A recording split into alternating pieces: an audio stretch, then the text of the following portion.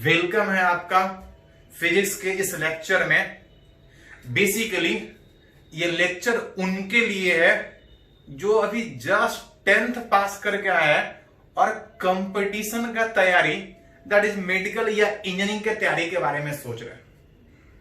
हाँ, ये लेक्चर उनके लिए भी फायदे का काम करेगा जो नीट मेडिकल का तैयारी कर रहे हैं, जिनका थोड़ा सा मैथ कमजोर है, मैथ कम पढ़े हैं, मैथ उनको दिक्कत होता है, वो वाला।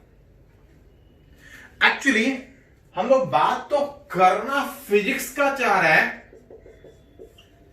लेकिन फिजिक्स एक्चुअली है मैथमेटिक्स। बिना मैथमेटिक्स के आप फिजिक्स पढ़ ही नहीं सकते। मतलब अगर आप बात फिजिक्स का करना चाह रहे हैं तो सबसे पहले आपको मैथ पढ़ना पड़ेगा। मैथ वो वाला मैथ नहीं जो मैथमेटिक्स में पढ़ना है, वो वाला नहीं।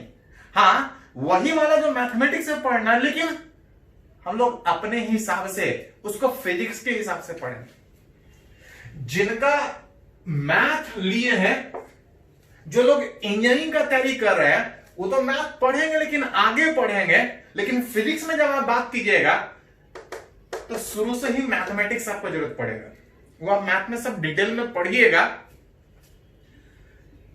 लेकिन सारा मैथमेटिक्स शुरू में आप मैथ में नहीं पढ़िएगा। लेकिन फिजिक्स जब पढ़ने का बात होगा तो सारा मैथमेटिक्स शुरू से ही जरूरत पड़ेगा।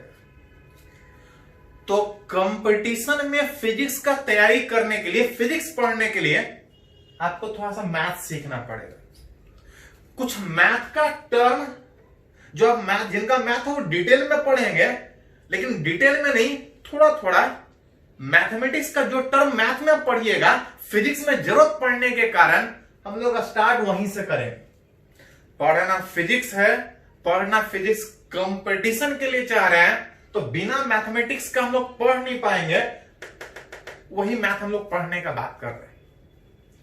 तो थोड़ा सा कुछ मैथमेटिक्स सीखेंगे तब हम लोग फिजिक्स पे बात पहुंचाएंगे। हाँ, डिटेल में नहीं पढ़ेंगे। जितना हम लोग को फिजिक्स में मैथ पढ़ने के लिए जरूरत पड़ेगा उतना ही बात हम लोग सीखेंगे। एक्चुअली मैथ में जितना भी पढ़िएगा लगभग सारा टर्म आपको फिजिक्स में जरूरत पड़ेगा, डिटेल में नहीं, थोड़ा थोड़ा।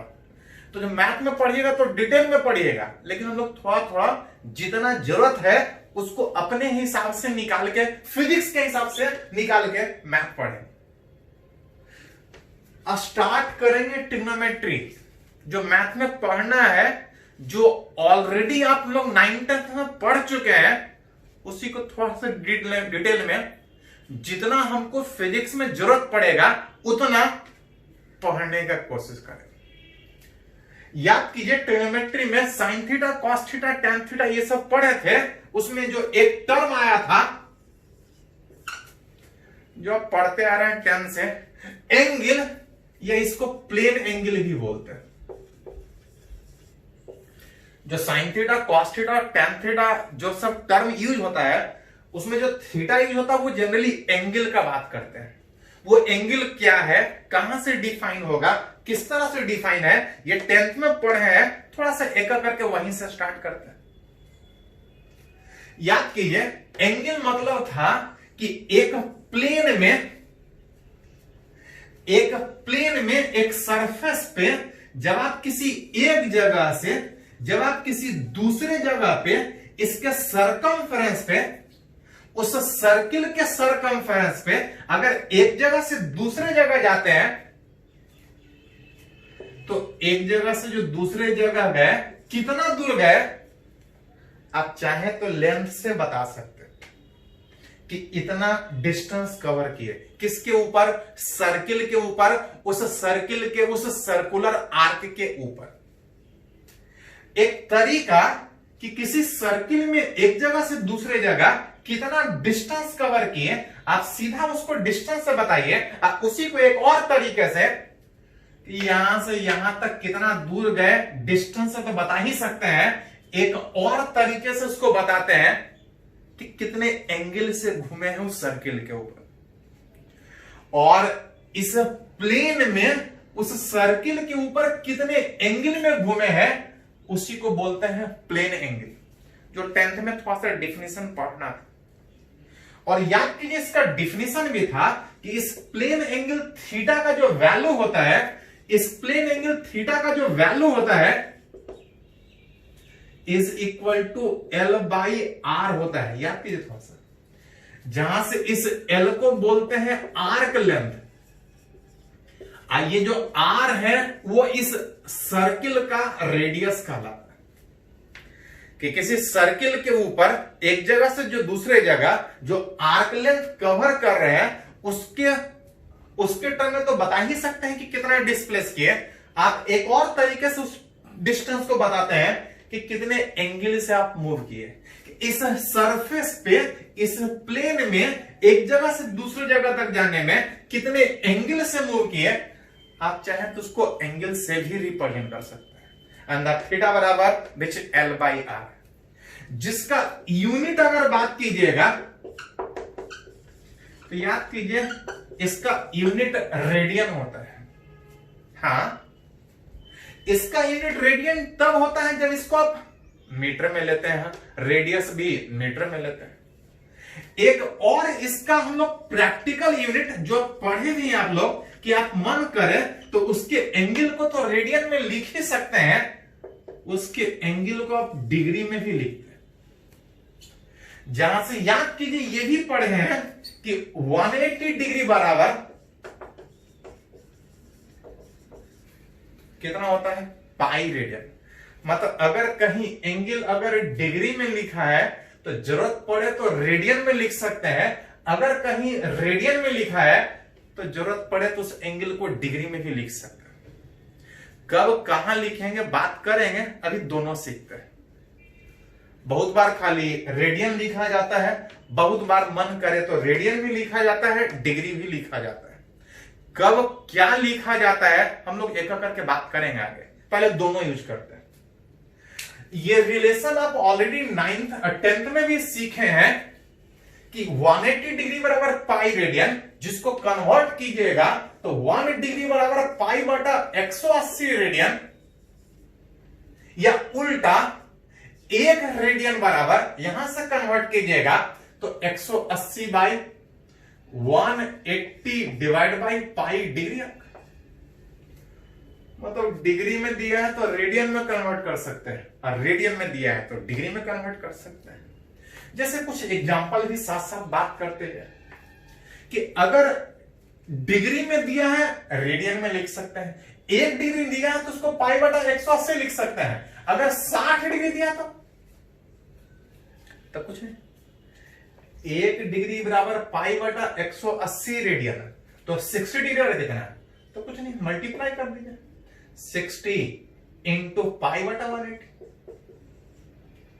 and that is equal to pi divide by कितना, मतलब 180 डिग्री को पाई रेडियन तो 60 डिग्री को कितना, तो pi by 3 radian. Pi by 3 क्या, रेडियन आपका। मतलब जरूरत पड़े तो जो एंगल दिया है उसको डिग्री में भी लिख सकते हैं, और जरूरत पड़े तो रेडियन में भी लिख सकते हैं। 60 डिग्री को पाई बाय 3 रेडियन, अगर 90 डिग्री को लिखना होता, चलो एग्जांपल ही ऐसा लिख लीजिए।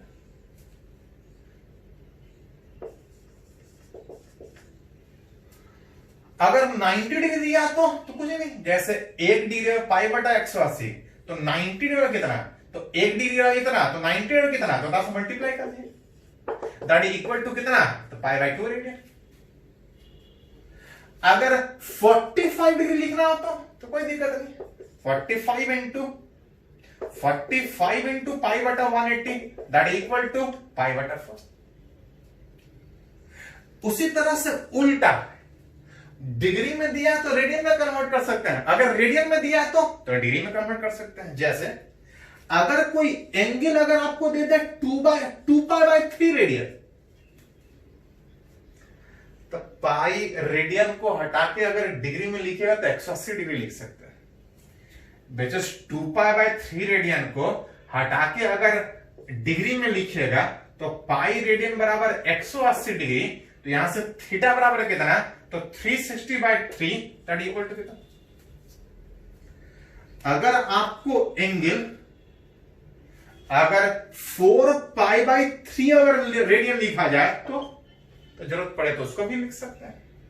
नीचे 4/3 पाई दैट इज 180 डिग्री के टर्म में अगर लिखा जाए, 3 से डिवाइड कीजिएगा 60 इंटू 4 दैट इक्वल टू कितना, मतलब जो एंगल का मतलब जब तक नहीं कुछ बोला जाए वो प्लेन एंगल।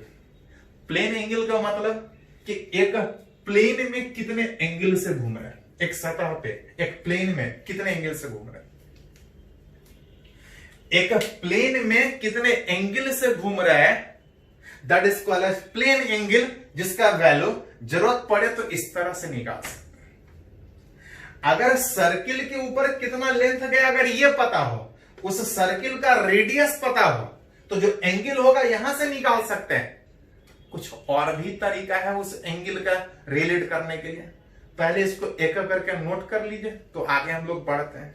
खासकर थोड़ा सा जो लोग नए हैं, खासकर उनके लिए जो 10th पास करके आए हैं, ध्यान दे थोड़ा सा।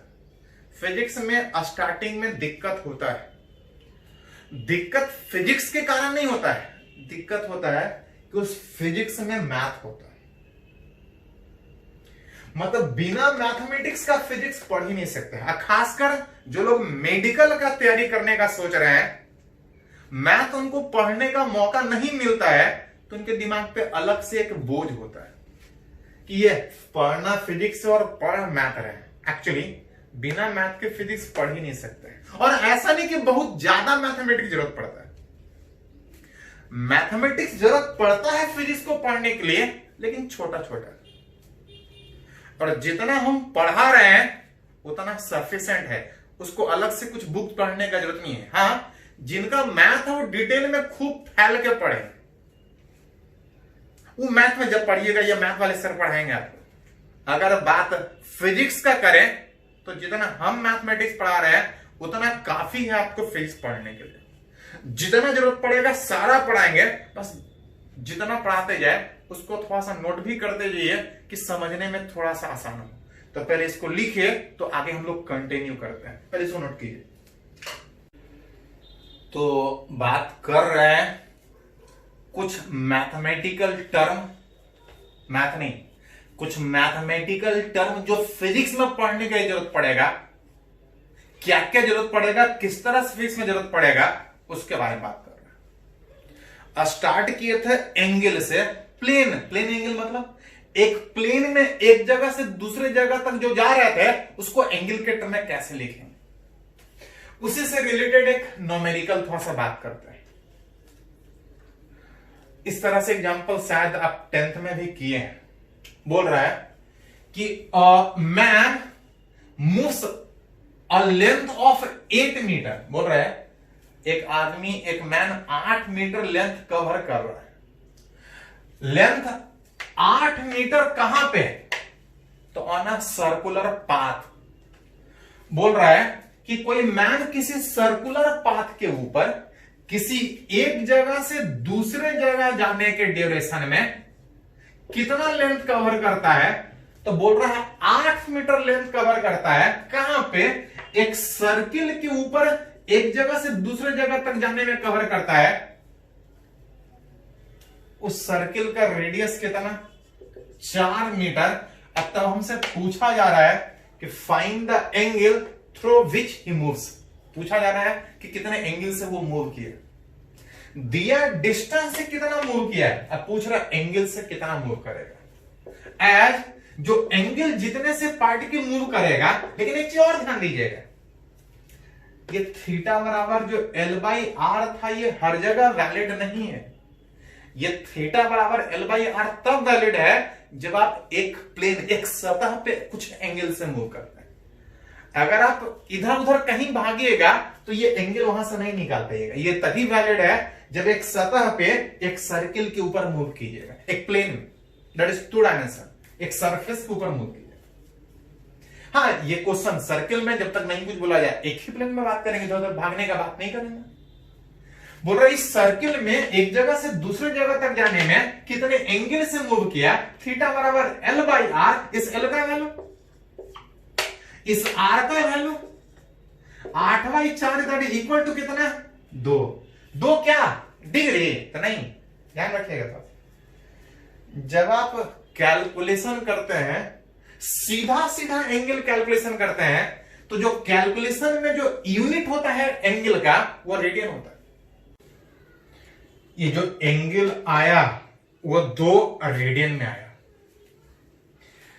एक्चुअली अगर सारा डाटा एसआई में लीजिएगा, एसआई इंटरनेशनल सिस्टम याद कीजिए, थोड़ा सा 9th में पढ़ना था, आगे जब जरूरत पड़ेगा तो बात करेंगे कि जब ये डाटा मीटर में ले रहे हैं, ये डाटा अगर मीटर में ले रहे हैं, तो जो एंगल आएगा वो रेडियन में आएगा।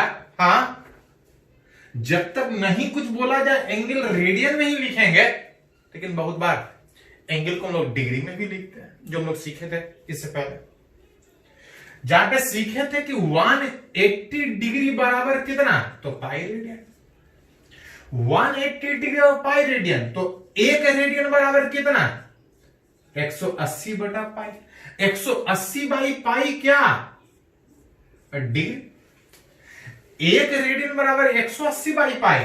2 रेडियन बराबर कितना, 2 इंटू 180 बाई पाई, इतना डिग्री। डिवाइड कीजिएगा तो 90 बाई पाई, जहां से इस 90 बाई पाई का वैल्यू अगर बात कीजिएगा, इस पाई का वैल्यू का बात कीजिएगा, तो पाई का वैल्यू कितना होता है, 3.1। ये सारा डाटा डिग्री में लिखा है, तो जैसा क्वेश्चन में जरूरत पड़े उस तरह से यूज कर सकते हैं। याद कीजिए, ये जो एंगल था वो एंगल का मतलब एक प्लेन में एंगल, सर्किल के हिसाब से तो एंगल निकालते ही निकालते हैं, एक और तरीके से इस एंगल का वैल्यू को रिलेट करते हैं, विच राइट एंगल ट्रायंगल में। राइट एंगल ट्रायंगल में ट्रिग्नोमेट्री का relation sine theta, cos theta, tan theta के हेल्प से आप एंगल निकालते हैं। तो बहुत पढ़े थे इस तरह से 10th क्लास में। एंगल एक प्लेन में एक जगह से दूसरे जगह तक जाने में कितना एंगल मूव किया है, इस तरह से तो निकाल ही सकते हैं। ट्रिग्नोमेट्री वाला relation sine theta, cos theta, tan theta वाला रिलेशन से वहां से भी एंगल निकाल सकते हैं किसी राइट एंगल ट्रायंगल के हेल्प से, जो पढ़ा हुआ आपका। उससे में थोड़ा सा कुछ बात करेंगे और उससे आगे थोड़ा बात करेंगे। 10th में ये पढ़ा हुआ। किसी भी राइट एंगल ट्रायंगल में, राइट एंगल ट्रायंगल का मतलब एक एंगल कितना, 90 डिग्री। किसी भी राइट एंगल ट्रायंगल में कोई एंगल 90 होगा, ये वाला अगर थीटा है तो ये वाला कितना, तो निकाल सकते हैं। तीनों एंगल का सम 180 डिग्री, ये पता है तो ये भी पता है, ये पता है, ये पता है, ये निकाल सकते हैं। याद कीजिए, थोड़ा सा पढ़े हैं कि किसी राइट एंगल ट्रायंगल में 90 के सामने वाला हाइपोटेनस होता है।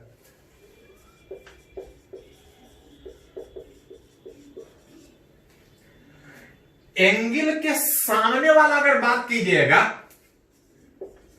तो ये परपेंडिकुलर होगा,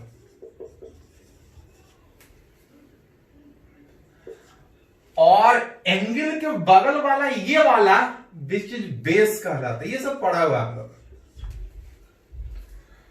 किसी राइट एंगल ट्रायंगल में अगर ये सब लेंथ पता है तो जरूरत पड़े तो ये एंगल निकाल सकते हैं। 9th में 10th में पढ़ना था, कैसे निकालते याद कीजिए। तो किसी भी राइट एंगल ट्रायंगल में एक था साइन थीटा, एक था कॉस थीटा, एक था टैन थीटा।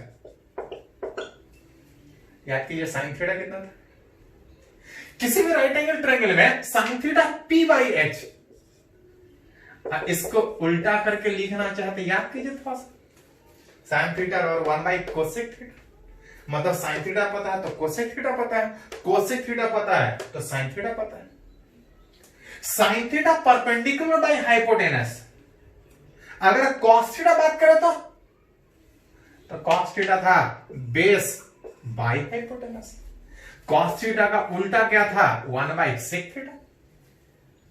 अगर टैन थीटा रिलेट करना हो तो टैन थीटा था विच परपेंडिकुलर बाई बेस, जिसको लिखते थे तो 1 बाई, ये कुछ रिलेशन जहां पे किसी भी राइट एंगल ट्रायंगल में ये सब लेंथ पता है तो उस एंगल का वैल्यू कितना है निकाल सकते हैं। उल्टा अगर एंगल दिया है बेस या परपेंडिकुलर या हाइपोटेनस एक रिलेशन में निकालना है कि ये इतना है तो ये कितना होगा, ये इतना है तो ये कितना होगा, जरूरत पड़े तो इस रिलेशन से यूज कर सकते हैं। पहले इसको नोट कीजिए थोड़ा सा, तो इससे रिलेटेड और आगे हम लोग बात करेंगे। ये आपका पढ़ा हुआ है, थोड़ा सा बस रिवीजन के लिए याद दिला दिया। पहले इसको नोट कीजिए तो आगे हम लोग कंटिन्यू करते हैं।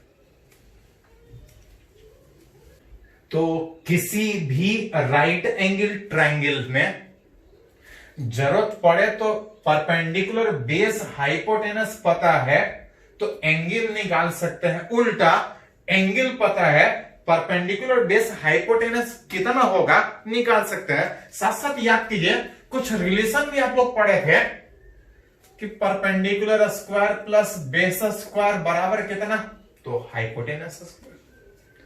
मतलब एक दूसरे में रिलेशन रिलेट कर सकते हैं। जैसे एक न्यूमेरिकली अगर थोड़ा सा बात करें कि किसी भी राइट एंगल ट्रायंगल में कुछ हो, अगर ये 3 सेंटीमीटर, अगर ये 4 सेंटीमीटर, अगर ये 5 सेंटीमीटर अगर आपसे पूछा जाए तो इस एंगल का वैल्यू नहीं निकाल सकते हैं, तो निकाल सकते हैं। इनफैक्ट अगर ये 5 नहीं भी मेंशन है, अगर ये खाली 2 ही मेंशन है, अगर ये हाइपोटेनस निकालना है तब भी निकाल सकते हैं। उल्टा अगर ये 3 सेंटीमीटर, अगर ये 4 के बजाय अगर ये 5 सेंटीमीटर बोले, अब पूछा जाए इस परपेंडिकुलर का वैल्यू, इस एंगल का वैल्यू, तो जरूरत पड़े तो निकाल सकते हैं।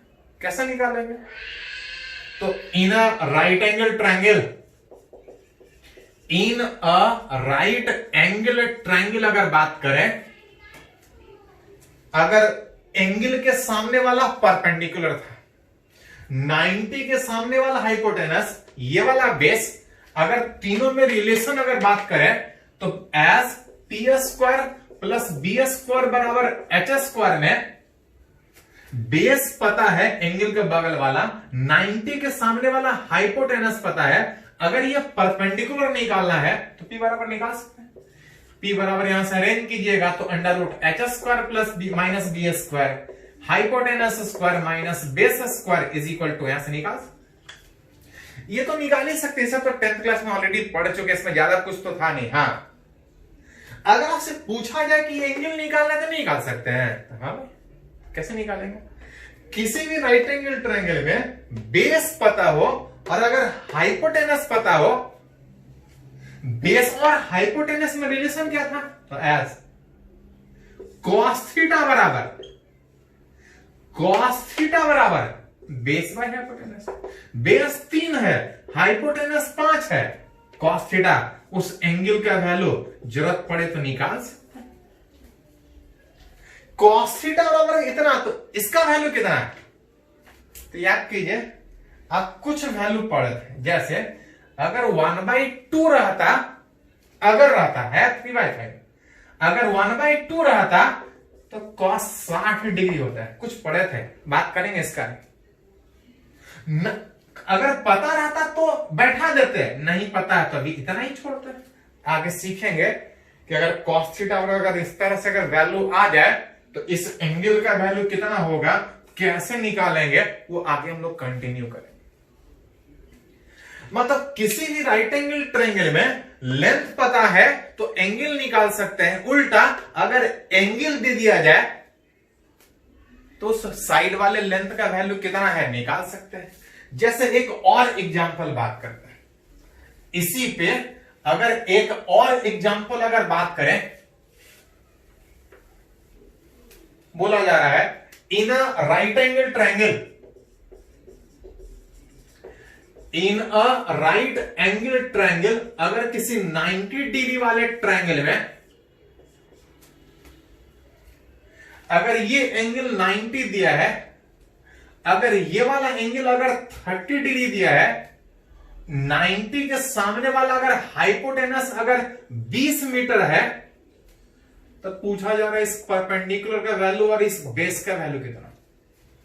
90 के सामने वाला हाइपोटेनस, एंगल के बगल वाला बेस, एंगल के सामने वाला परपेंडिकुलर। तो ये सब ऑलरेडी 10th में पढ़े, थोड़ा सा याद दिला दे रहे। हाइपोटेनस पता है, एंगल पता है और बेस निकालना है, ये दोनों पता है, ये निकालना है। किसी भी राइट एंगल ट्रायंगल में बेस और हाइपोटेनस और एंगल के बीच रिलेशन क्या था? तो एज cos थीटा बराबर बेस अबाई कितना हाइपोटेनस। एंगल पता है, हाइपोटेनस पता है, बेस निकालना है, यहां से क्रॉस मल्टीप्लाई कीजिएगा तो b बराबर h cos थीटा। b बराबर h cos थीटा में इस हाइपोटेनस 90 के सामने वाला 20 cos theta that is cos 30 degree. cos 30 degree कितना था? याद कीजिए थोड़ा सा, पढ़े हैं 10th में।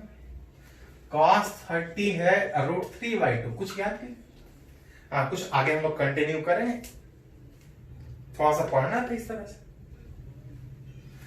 2 से 2 कैंसिल, यहां से 10 √3 जितना आ जाए। √3 का वैल्यू कितना होता है? 1.73 अप्रोक्सीमेटली। जिसको लिखना चाहे तो 17.3। अगर ये मीटर में है तो इस बेस का भी वैल्यू मीटर में आएगा, 17.3 मीटर। हाइपोटेनस पता है, बेस निकालना है, तो इस तरह से। अगर हाइपोटेनस पता है और परपेंडिकुलर निकालना है तो ये हमको पता और ये निकालना है, दोनों के बीच रिलेशन। तो परपेंडिकुलर और हाइपोटेनस के बीच क्या रिलेशन था? एज ऑल्सो परपेंडिकुलर और हाइपोटेनस के बीच रिलेशन क्या है? तो साइन थीटा। साइन थीटा का परपेंडिकुलर बाय हाइपोटेनस अगर क्रॉस मल्टीप्लाई कीजिएगा तो इस p का वैल्यू इस h इंटू साइन थीटा 90 के सामने वाला हाइपोटेनस 20 इंटू साइन थीटा में साइन 30 डिग्री। याद कीजिए थोड़ा सा, साइन 30 कितना होता है? 10th में पढ़ना था। 20 into sine 30 1/2 that equal to 10 metre. मतलब ये पता है तो ये भी निकाल सकते हैं, ये भी निकाल सकते हैं। ये तो बच्चे वाले एग्जांपल जो आप 10th में ऑलरेडी किए थे, एक पॉइंट एक्चुअली निकालना चाह रहे थे। एक्चुअली इस तरह का बात हमको फिजिक्स में हमेशा जरूरत पड़ेगा कि किसी भी राइट एंगल ट्रायंगल में 90 के सामने हाइपोटेनस दिया हो, बेस निकालना हो, परपेंडिकुलर निकालना हो। 10th में ऑलरेडी सीखे हैं, आसानी से इस तरह से निकाल सकते हैं। अगली बार इतना मेहनत नहीं करेंगे, ध्यान दे थोड़ा सा। ये आपको हमेशा फिजिक्स में जरूरत पड़ेगा। हम लोग मैथ का नहीं बात कर रहे हैं, हम लोग बात कर रहे हैं मैथ, उस मैथ का जो हमको फिजिक्स पढ़ने में जरूरत पड़ेगा। और ये वाला आपको हमेशा हर चैप्टर के फिजिक्स में जरूरत पड़ेगा। किसी भी राइट एंगल ट्रायंगल में 90 के सामने वाला हाइपोटेनस पता है और अगर बेस निकालना है तो दोनों में रिलेशन था cos थीटा का। हाइपोटेनस पता है और बेस निकालना है, दोनों में रिलेशन cos थीटा का। मन करे तो बढ़िया से लिखिए डिफिनीशन कि cos थीटा बराबर कितना, अतः वहां से अरेंज करके निकालिए। अगली बार हम लोग ये सीधा यूज करें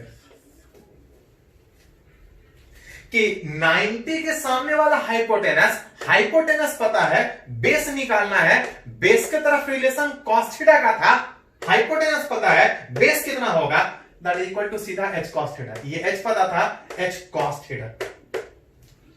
मन करे तो बढ़िया से यूज कीजिए, नहीं तो डायरेक्ट बैठा सकते। जिधर एंगल मालूम उधर base that is relation cos theta that is h cos theta. अब परपेंडिकुलर जिधर एंगल नहीं मालूम अगर उधर निकालना है तो p बराबर,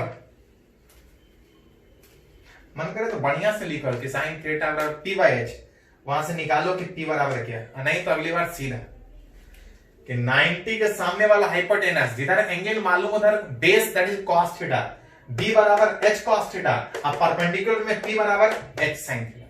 मन करे तो बढ़िया से डिफिनेशन लिख के अरेंज करो, नहीं तो डायरेक्ट लिखो। और जहां जरूरत पड़ेगा तो एग्जांपल में यूज करेंगे। पहले इसको नोट कीजिए, आगे बढ़ते हैं। तो अभी हम लोग सीख रहे थे कि एंगल होता क्या है, उसको कैलकुलेट कैसे करेंगे, उसको रिप्रेजेंट कैसे करेंगे। देख रहे थे कि एंगल को आप प्लेन सर्किल के ऊपर भी दिखा सकते हैं किसी प्लेन में, आप किसी राइट एंगल ट्रायंगल से भी निकाल सकते हैं। हाँ, उस राइट एंगल ट्राइंगल को यूज करने में देख रहे थे कुछ टर्म आ रहा था, sine theta, cos theta, tan theta, ये सब ऑलरेडी पहले से आप यूज किए हैं, उसी को थोड़ा सा और यूज करने का बात कर रहे हैं। फिजिक्स के हर चैप्टर में जरूरत पड़ेगा, मैथ तो अलग है, फिजिक्स में हर चैप्टर में जरूरत पड़ेगा। साथ में देख रहे थे कि sine theta, cos theta, tan theta निकालते कैसे हैं। हाँ, उसमें याद कीजिए कुछ वैल्यू भी इस तरह से था 10th में पढ़ना, जो अभी थोड़ा यूज भी एक आध किए थे कि साइन 30 1/2, साइन 60 कितना होता है, √3/2। तो ये सब आपको जरूरत पड़ेगा, थोड़ा ध्यान में रखिएगा। हाँ, कुछ थोड़ा सा लिख लेते, याद कर लेते हैं, कुछ तो पढ़ा हुआ है, एक आध थोड़ा सा नया भी बात करें। Sine theta, cos theta, tan theta का वैल्यू कुछ पढ़े हैं, कुछ एक आध उसी में नया भी बात करेंगे। अलग अलग एंगल पे sine theta, cos theta, tan theta का वैल्यू कितना होगा, याद कीजिए थोड़ा सा। साइन अगर 0 डिग्री पर बात कीजिएगा तो साइन 0 याद कीजिए 0 था, कॉस 0 1, टैन थीटा तो सिंपल, साइन थीटा आता है, कॉस थीटा आता है, दोनों को डिवाइड कर लो। Sine theta by cos theta that is tan theta, और टैन 0 कितना होगा, तो 0 होगा, डिवाइड करके देख लीजिए। साइन थीटा, साइन 0 इतना है, इसी में जो नेक्स्ट एंगल पढ़े थे याद कीजिए साइन 30 डिग्री, याद आ रहा है थोड़ा सा। साइन 30 डिग्री में इस एंगल को 30 डिग्री में लिख सकते हैं, थोड़ा सा अभी भी सीखे थे कि जरूरत पड़े तो एंगल को 30 में लिख सकते हैं, और जरूरत पड़े तो एंगल को π/6 रेडियन में भी लिख सकते हैं। अगर साइन 30 का बात कीजिएगा तो ये 1/2 दैट इज इक्वल टू कितना था, 0.5। कॉस 30 बात कीजिएगा तो कितना होगा, √3/2, याद कीजिए थोड़ा सा।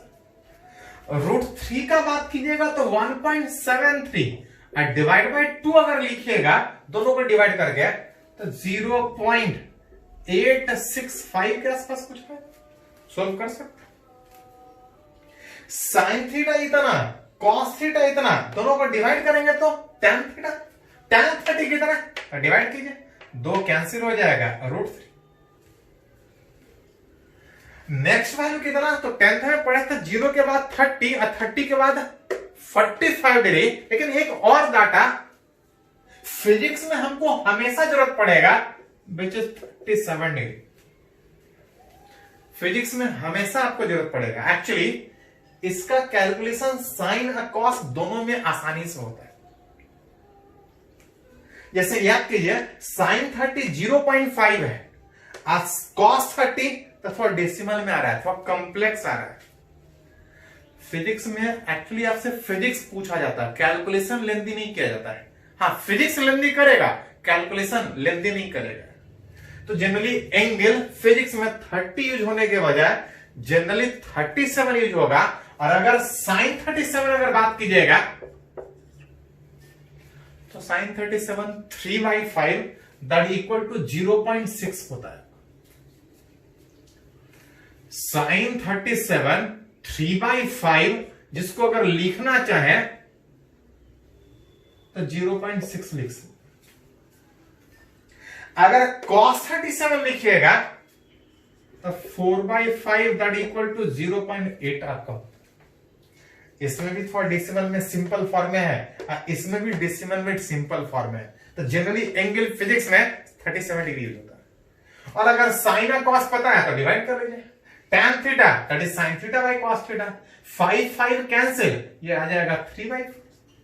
जरूरत पड़े तो इसको भी सोल्व कर सकते हैं, कुछ पर्पस है इसको हम डेसिमल में लिख रहे हैं।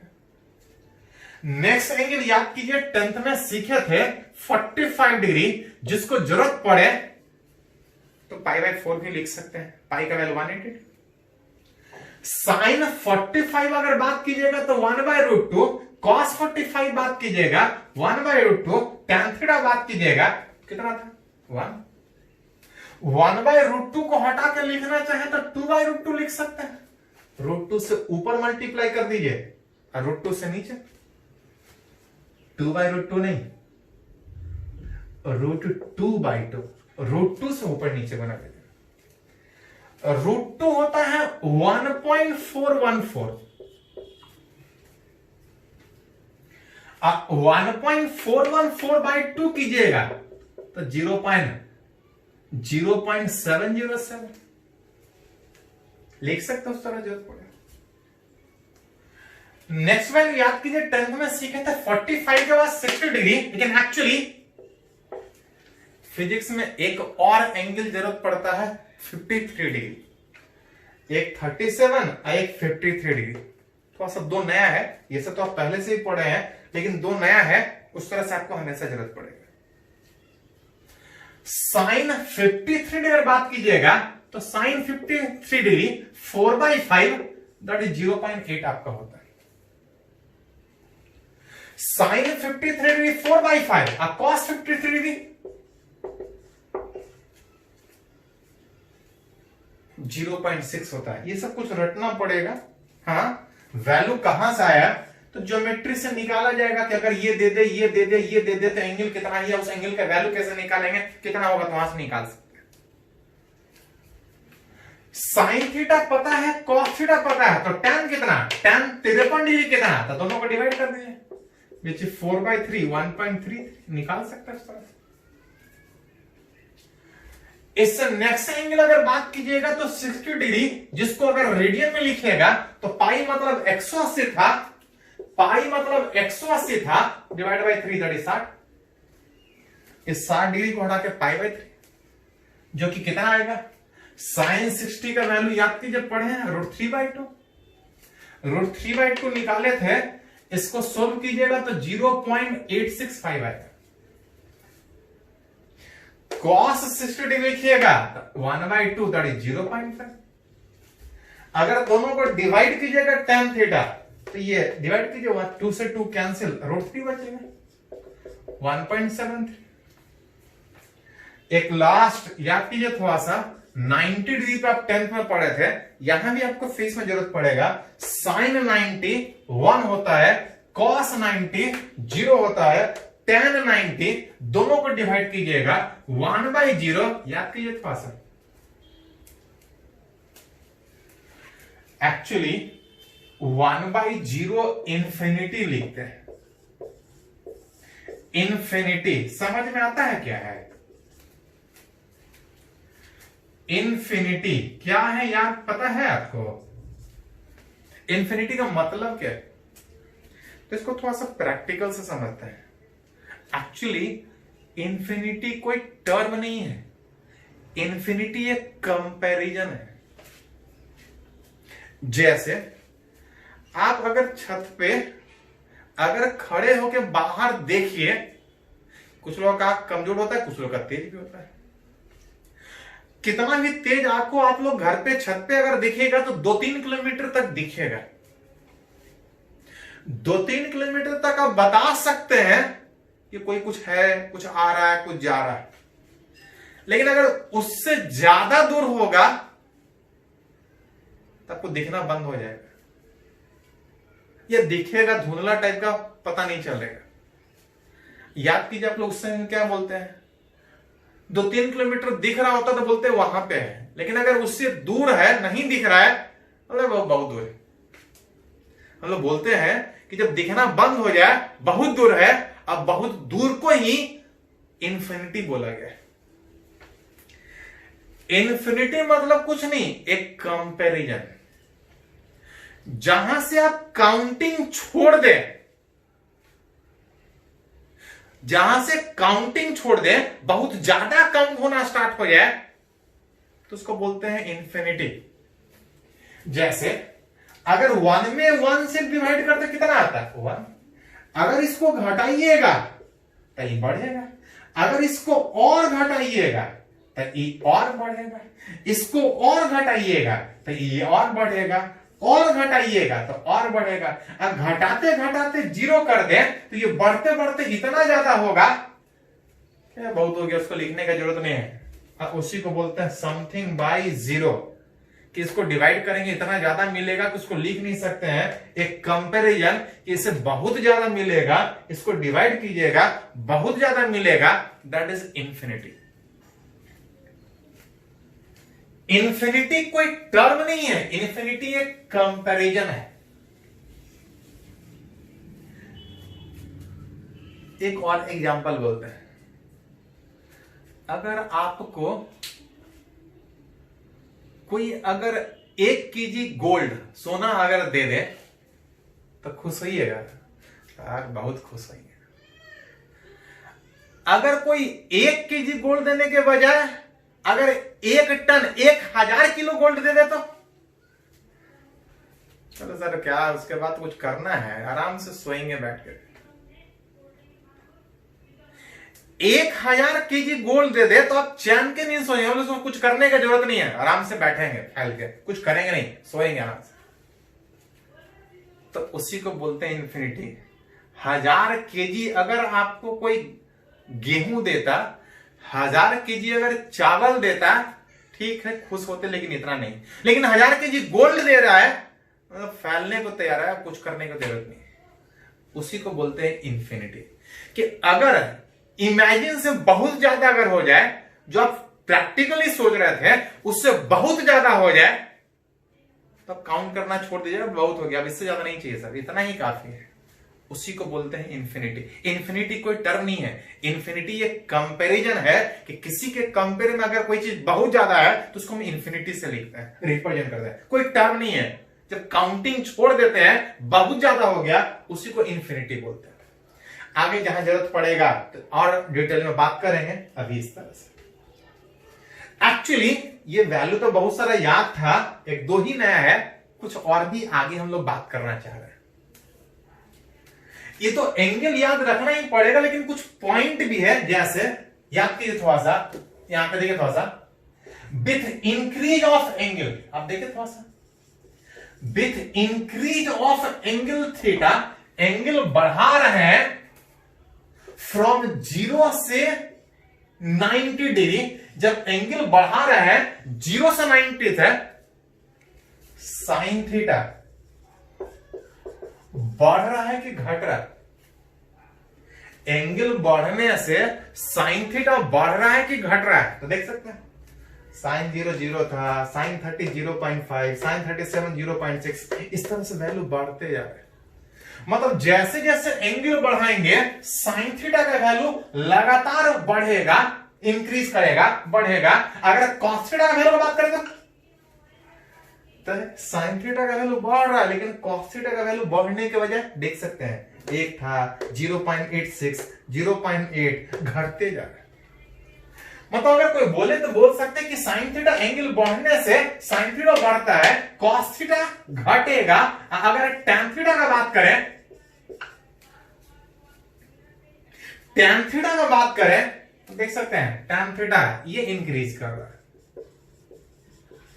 तो कभी कभी इस तरह से भी जरूरत पड़ेगा, इस तरह से भी जरूरत पड़ेगा। कैसे जरूरत पड़ेगा वो न्यूमेरिकली हम लोग बात करेंगे, उससे पहले थोड़ा सा ध्यान दीजिए, कुछ और भी बात करें। ये कुछ एंगल है जो हम रट के बैठे हैं, हर एंगल रट के नहीं बैठे। कभी कभी कुछ अलग भी एंगल हमको जरूरत पड़ेगा, 90 से ज्यादा भी जरूरत पड़ेगा, 90 से कम में भी जरूरत पड़ेगा। सबका वैल्यू कभी कभी निकालना होगा। ये कुछ रट के बैठे हैं, सारा रट के नहीं बैठ सकते। 30 डिग्री रट के बैठे हैं, कभी 15 डिग्री जरूरत पड़ेगा, 37 डिग्री रट के बैठे हैं, कभी 40 डिग्री का वैल्यू की जरूरत पड़ेगा। कैसे निकालेंगे सब बात करेंगे। उससे पहले इसको पहले थोड़ा नोट कर लीजिए, तो आगे हम लोग कुछ और बात करते हैं। इसको नोट कीजिए। तो हम लोग बात कर रहे हैं कि डिफरेंट एंगल पे साइन थीटा का वैल्यू, कॉस थीटा का वैल्यू, टैन थीटा का वैल्यू कितना हो, जिसमें सारे एंगल का वैल्यू हम लोग नहीं देंगे, कुछ particular angle 0 degree, 30 degree, 37 degree, 45, 53, 60 degree, 90 degree, कुछ पर्टिकुलर एंगल के लिए हम लोग देखें कि sine theta, cos theta, sine theta का वैल्यू कितना होता है। हाँ, उसी में एक पॉइंट भी सीखे कि जैसे जैसे एंगल बढ़ रहा था, साइन थीटा का वैल्यू बढ़ रहा था, कॉस थीटा का वैल्यू बढ़ नहीं रहा था, घट रहा था, टैन थीटा का वैल्यू बीच बढ़ रहा था। इसके अलावा एंगल अगर 90 से ज्यादा होगा उसका भी कुछ वैल्यू होगा। एंगल 90 से कम में कुछ पड़े हैं कुछ रट के बैठे हैं, सारा नहीं, सारे का कुछ वैल्यू होगा, लेकिन सारा हम लोग को जरूरत नहीं पड़ता है। Sine theta, cos theta, tan theta, ये सब वैल्यू हमको रटना होता है। उसके अलावा 90 से ज्यादा में सारा एंगल नहीं, कुछ पर्टिकुलर एंगल जो हमको हमेशा जरूरत पड़ता है, या कुछ पर्टिकुलर एंगल जो हम नॉर्मल तरीके से निकाल सकते हैं, हमको वो वाला जरूरत पड़ता है, सारा नहीं। तो कुछ सीखेंगे कि 0 से 90 के अलावा अगर कुछ और एंगल दिया है, उसका वैल्यू कितना होगा, उसको कैसे निकालेंगे। उससे पहले अगर बात करें कि अगर आपसे sine theta, cos theta, tan theta का वैल्यू पूछा है for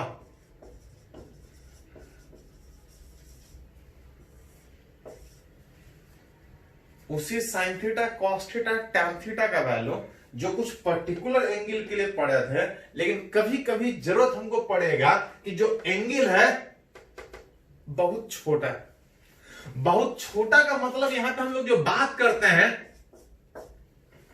which less than 5 degree या अप टू 5 डिग्री तक अप्रोक्सीमेशन में ले सकते कि अगर एंगल बहुत कम है, 1 degree, 2 degree, 3 degree, up to 5 degree तक है, और अगर कोई बोला जाए कि साइन 1 डिग्री का वैल्यू कितना होगा, साइन 2 डिग्री का वैल्यू कितना होगा, तो उसको कैसे निकालेंगे उसके बाद याद कीजिए। हम लोग साइन 0 सीखे हैं। साइन 0 कितना होता है, तो साइन 0 0 था। एंगल बढ़ेगा तो साइन थीटा का वैल्यू बढ़ेगा। एंगल बढ़ने से साइन थीटा बढ़ता है। 0 से जब एंगल बढ़ाते हुए 90 डिग्री जाइएगा तो इसका वैल्यू कितना बढ़ रहा है, तो 1। मतलब साइन थीटा में अगर एंगल 0 से 90 तक बढ़िएगा तो वैल्यू 0 से 1 तक बढ़ेगा, मतलब बहुत ज्यादा नहीं बढ़ेगा। और उसी में अगर आपसे बोला जाए कि 0 के बजाय अगर साइन 1 डिग्री का वैल्यू निकालना हो तो 0 से बढ़ने के कारण साइन 0 0 था, 0 से बढ़ने के कारण आगे में जब आप साइन 1 डिग्री का बात कीजिएगा तो थोड़ा सा बढ़ेगा। 90 तक बढ़ रहा था तो 1 तक बढ़ रहा था, लेकिन अगर 1 ही डिग्री बढ़ेंगे तो बढ़ेगा, लेकिन बहुत ज्यादा नहीं बढ़ेगा। बहुत ज्यादा नहीं बढ़ने के कारण जब साइन थीटा का बात करते हैं तो इसको अप्रोक्सीमेटली एंगल बढ़िएगा तो वैल्यू बढ़ेगा, लेकिन बहुत ज्यादा नहीं बढ़ने के कारण साइन थीटा को अप्रोक्सीमेटली थीटा में ही लिखते हैं। इसका मतलब कि इस साइन 1 डिग्री को अप्रोक्सीमेटली 1 डिग्री लिखेंगे कि 1 लिखेंगे। ध्यान दीजिए थोड़ा सा, बात किए हैं कि एंगल का जो यूनिट होता है वो रेडियन भी होता है और डिग्री भी होता है। एंगल को आप रेडियन में भी लिखते हैं, डिग्री में भी लिखते हैं। अगर कहीं सीधा अगर थीटा लिखते हैं तो हमेशा ये रेडियन में लिखता है। अगर कहीं एंगल अगर साइन थीटा में लिखते हैं तो एंगल रेडियन में लिखे या डिग्री में लिखे कोई फर्क नहीं पड़ेगा, क्योंकि कैलकुलेशन में थीटा नहीं, कैलकुलेशन में साइन थीटा जाए। मतलब अगर कहीं एंगल सीधा लिखना है तो हमको हर हाल में कैलकुलेशन में, प्रैक्टिकल में समझने के लिए तो किसी में लिख सकते हैं। जब आप फिजिक्स में कैलकुलेशन का बात करते हैं, अगर थीटा लिखना हो तो सीधा थीटा रेडियन में लिखा जाता है। हाँ, अगर साइन थीटा में लिख रहा है तो डिग्री में लिखे चाहे रेडियन में लिखे कोई फर्क नहीं पड़ेगा, क्योंकि कैलकुलेशन में थीटा नहीं, कैलकुलेशन में साइन थीटा जाएगा अगर साइन थीटा लिखते हैं। साइन थीटा को थीटा लिखिएगा तो जहां पे थीटा जो सीधा लिख रहे हैं वो हर हाल में रेडियन में लिखना पड़ेगा। मतलब साइन 1 डिग्री को 1 डिग्री नहीं लिख सकते हैं। साइन 1 डिग्री को अगर लिखना है तो पहले हमको इसको रेडियन में कन्वर्ट करना पड़ेगा। आप पढ़े हैं कि 180 डिग्री और पाई रेडियन, तो 1 डिग्री का कितना रेडियन,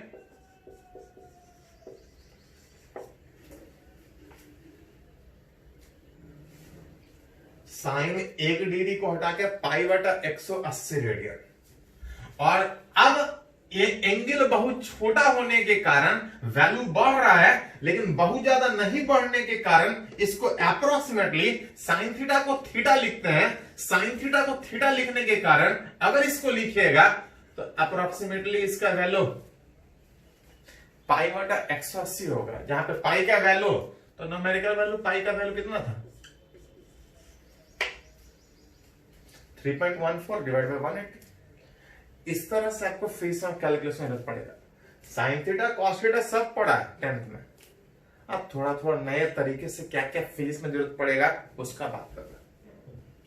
अगर साइन 1 डिग्री की वजह साइन 2 डिग्री का बात हो तो सीधा नहीं लिख सकते हैं इसको डिग्री में।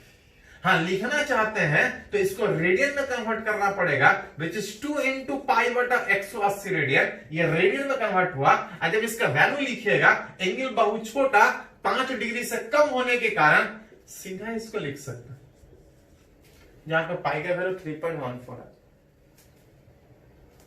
विच इज लिख सकते हैं 3.14 डिवाइड बाई 90।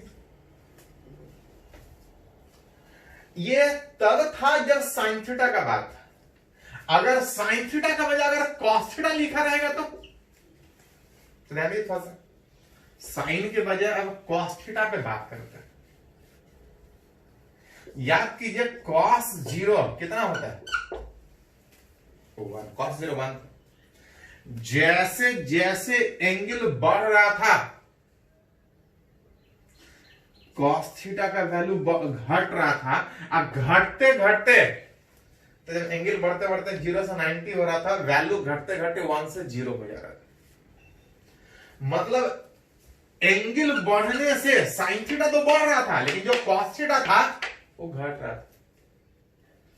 कॉस 0 से 90 तक जा रहा था तो घट के 1 से 0 था। अगर मात्र 1 डिग्री घटे तो बढ़े तो cos 0 1 था, लेकिन cos अगर 1 डिग्री का बात करें, मतलब बहुत कम एंगल आगे बढ़ने का बात करें, जब आप बहुत कम एंगल बढ़ने का बात कीजिएगा तो वैल्यू घटेगा, cos में घटता है, लेकिन 1 के कंपेयर में जब घटने का सोचिएगा तो इतना कम घटता है। एंगल बढ़ने से वैल्यू घट रहा था, 1 से घटेगा, लेकिन बहुत ज्यादा नहीं, 1 से घटेगा 0, लेकिन तब जब 90 डिग्री बढ़िएगा। अगर आप 1 ही डिग्री बढ़ रहा है तो वैल्यू इतना कम घटेगा कि इतना लंबा चौड़ा फैला के लिखने के बजाय कॉस थीटा को अप्रोक्सीमेटली 1 के बराबर लिखा जाता है। ऐसे और भी एग्जैक्ट फॉर्मूला में ऐसा कुछ होता है, वो आगे आप लोग जिनका मैथ है उसको वो पढ़ेंगे, मैथ में एक्सपेंशन में पढ़ना है कि कॉस थीटा को एक्सपेंड करके फैला के लिख सकते हैं। उतना के बजाय जो हम लोग सिंपल यूज करेंगे, जनरली यही हमको जरूरत पड़ेगा कि अगर एंगल छोटा है तो जो कॉस थीटा का वैल्यू होगा वो अप्रोक्सीमेटली 1 के बराबर होगा। कॉस थीटा का वैल्यू अप्रोक्सीमेटली 1 का मतलब अगर कहीं कॉस 1 डिग्री लिखा है तब भी इसका वैल्यू 1 होगा। अगर कॉस 2 डिग्री लिखा है तो एंगल छोटा होने के कारण वैल्यू घटेगा, लेकिन इतना कम घटेगा, 1 से इतना कम घटेगा कि लगभग 1 ही डिग्री लिखते हैं। मतलब कॉस 1 डिग्री भी 1 होगा, कॉस 2 डिग्री भी 1 होगा, कॉस 3 डिग्री भी 1 होगा, लेकिन कहां तक अप टू 5 से, 5 से बढ़िएगा तो और थोड़ा ज्यादा घटेगा, तो लिखना पड़ेगा कितना घटेगा। साइन थीटा को थीटा लिख सकते हैं, कॉस थीटा को 1 लिख सकते हैं। अगर टैन थीटा रहेगा तो, अगर एंगल छोटा है, याद कीजिए थोड़ा सा, टैन 0 कितना था तो टैन 0 था। अगर एंगल बढ़ाएंगे तो तब बढ़ेगा, लेकिन बहुत ज्यादा नहीं बढ़ने के कारण टैन 45 डिग्री बढ़ रहे थे तो 1 था, 1 बढ़ा था। एंगल बढ़ने के कारण, बहुत ज्यादा नहीं बढ़ने के कारण टैन थीटा को अप्रोक्सीमेटली साइन थीटा, साइन 0 था, साइन 0 था, टैन 0 भी 0 था। एंगल बढ़ने से साइन थीटा बढ़ रहा था, टैन थीटा ही बढ़ रहा था। टैन थीटा बढ़ रहा था, लेकिन बहुत ज्यादा नहीं बढ़ने के कारण उसको टैन थीटा को अप्रोक्सीमेटली थीटा, जहां पे सीधा थीटा लिखिएगा तो हमको क्या लिखना पड़ेगा, तो रेडियन, मतलब जो रूल साइन में था वही रूल tan थीटा में। दैट इज साइन, अगर tan 3 डिग्री का वैल्यू अगर बात की जाए तो कुछ नहीं, डिग्री को सीधा पहले रेडियन में कन्वर्ट करना पड़ेगा, 3 इंटू पाई बटा 180 रेडियन। अगर इसका वैल्यू का बात कीजिएगा तो अप्रोक्सीमेटली कितने का बराबर, पाई बटा 60, पाई मतलब 3.14 डिवाइड बाय 60। मतलब कुछ जो रट के बैठे थे वो तो रटना ही है, लेकिन उसके अलावा कुछ अगर और एंगल देगा उसका वैल्यू कैसे निकालेंगे, उसको कैसे सोचेंगे, उसके बारे में हम लोग बात। मतलब अभी तक जो सीखे वो क्या सीखे, कुछ पर्टिकुलर एंगल पे साइन थीटा, कॉस थीटा और टैन थीटा का वैल्यू। हाँ, थोड़ा सा ये भी सीखे कि अगर एंगल 0 से बढ़ रहा है लेकिन बहुत ज्यादा बढ़ने के बजाय अगर बहुत कम बढ़े तो sine theta, cos theta, tan theta का वैल्यू कैसे चेंज करेगा। अभी बहुत ज्यादा समझाना थोड़ा सा मुश्किल है, थोड़ा सा बस इतना ही आगे बढ़िए कि फिजिक्स में किस तरह जरूरत पड़ेगा, अभी ज्यादा नहीं, जब आगे हम लोग फिजिक्स पढ़ेंगे तो बात करेंगे। तो आज के इस पहले वाले इस लेक्चर में इतना ही, इस बेसिक मैथमेटिक्स में।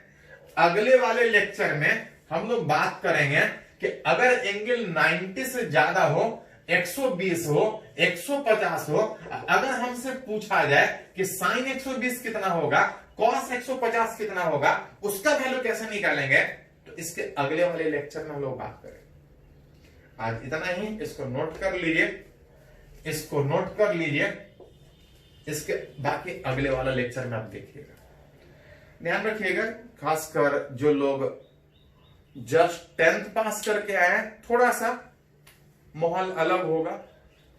9th 10th का पढ़ाई अलग था, 11th 12th का अलग है, तो थोड़ा सा आपको ये जो गैप है 9th 10th और 11th 12th अचानक जो शिफ्ट करने का, थोड़ा सा ये मैथ आपको हेल्प करेगा उस गैप को फिलअप करने में। आप 9th 10th तक थ्योरेटिकली स्टोरी पढ़ते थे कि ये कहानी है, ये थ्योरम है, ये लॉ है, रट लीजिए। यहां पर रटने लायक कुछ नहीं होगा, सारा उसका न्यूमेरिकल क्वेश्चन बनाना होगा और उसके लिए मैथ चाहिए।